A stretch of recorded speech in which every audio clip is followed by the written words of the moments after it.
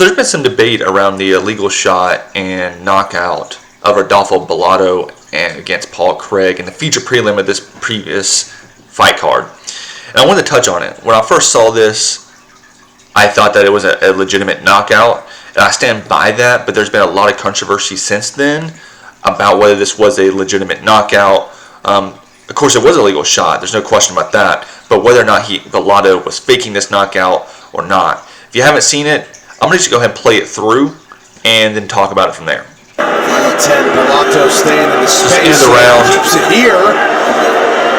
Up kick, illegal kick.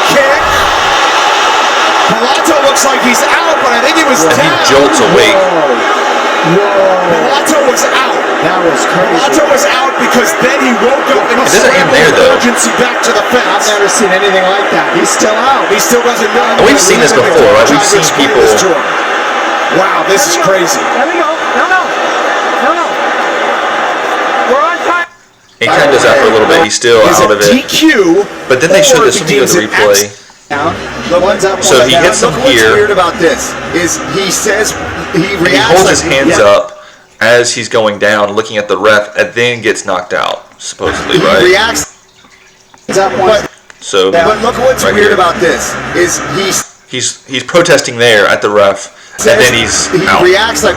Okay, so we look at what Anthony Smith says here. He says, he looks right at him. You see his eyes come to the referee to protest, and then realizes maybe I can get for a free win. Lays there, pretends he's unconscious, Joe backs awake allegedly. Referee comes over. That is a man who's awake. Pretends to grapple the referee as if he's unconscious, trying to get a cheap win. I've been doing this a long time. I know what it looks like when somebody's faking it. Now, one thing Kenny Florian talks about that I think is a good point is if we look at Rodolfo Bellato, does he look like someone who is going to try to get a cheap win? If you've watched him, he's come back and won fights after being down. He doesn't look like someone who's trying to get cheap wins. I mean, if we even watch this fight, it's against Paul Craig, for crying out loud. This is not some high-profile fight. I mean, Bo Nickel had a good performance against Paul Craig striking. Rodolfo Bellato, I mean, 57% of his wins come from knockout. This is a perfect matchup for him. This is not someone he's going to be worried about. I mean, even his submission, he's never lost by submission, which is Paul Craig's probably go-to, right, in this fight. I don't think Bellato strikes me as somebody who's going to try to fake it in the split second, try to determine, oh, I'm going to get a free win. Especially when he's winning this round. He's won this round, by the way. It's not in his best interest to get a DQ win over a KO win. This fight is great for him to get a KO win over. Or get another KO win. So upon watching this, my initial opinion was simply that the brain is an intricate, compact area of susceptible stimuli. And we can't truly know or completely understand that area, or we haven't to this extent, or to this point. And so this incident is very odd, and this is another testament to that ignorance that we have about the brain. And I stand by that, because I do want to show you some other delayed knockouts. Okay, so let's look at the Barboza versus Burgos knockout. More busy with the left. Oh, good right hand by Barboza.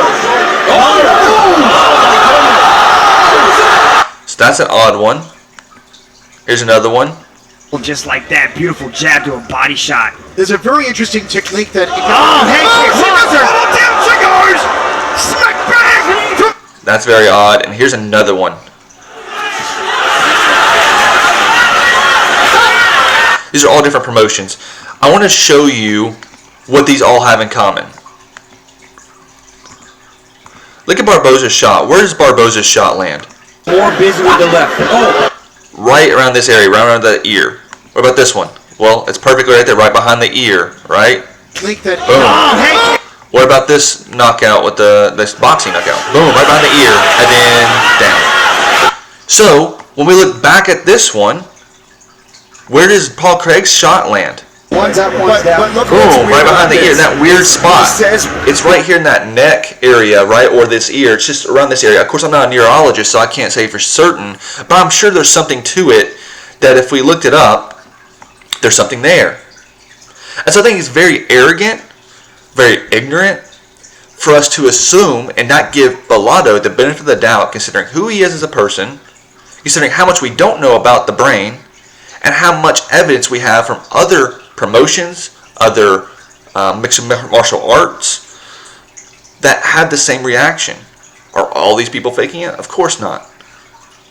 So that is my take. I stand by it, and I just want to give my 2 cents on this before it kind of got out of the limelight here. But I definitely think we need to give Bellato the benefit of the doubt and be more so complaining about what Paul Craig did, a journeyman, against someone who's a contender. They had a legal shot. We look at Julia Pena versus Kayla Harrison in the same card. She gets a point taken away immediately. And in this fight, we are complaining, the attention is now not on Paul Craig, it's on Bellato. Even Paul Craig had the audacity to say that he thinks he was faking it. I mean, we really need to check ourselves and think about this other evidence I've shown you with these other shots that are very similar, as well as who Bellato is as a fighter. But I'll talk to y'all next time. I'm going to come out with my picks for this upcoming card here soon. Hopefully I'll have the room here set up well in the next few coming weeks. Kind of have this very, very slapstick set up right now. But I will talk to y'all next time. Bye.